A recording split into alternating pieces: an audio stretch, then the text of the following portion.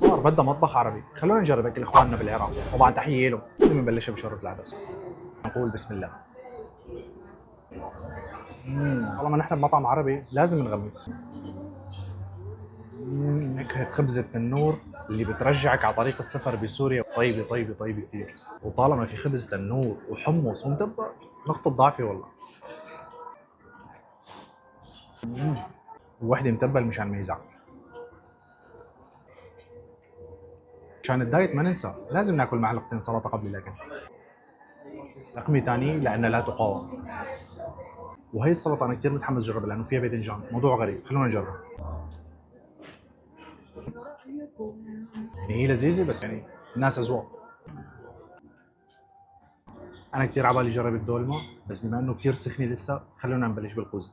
هذا اوزي رز ابيض ورز باقلة. رز الباقلة جديد علي، خلونا نجربه سوا. يا جماعة الخير اللحمة دايبة بالمعلقة عم تتقطع. امم خذ وحدة مع لحم. اللحمة لحالها بتنزل، ما في داعي لا تنطر ولا تعذب حالك، منتهي. الزبيب مع الرز بحياته ما بيخيبك. مطعم عراقي لازم نجرب الفاصوليا والبامية اجباري. وهلا صار وقت الدولمة. دولمة وصحون ومعالق ما بيمشي الحال بالايد.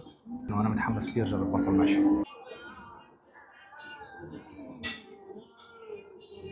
مم. بصل محشي ولا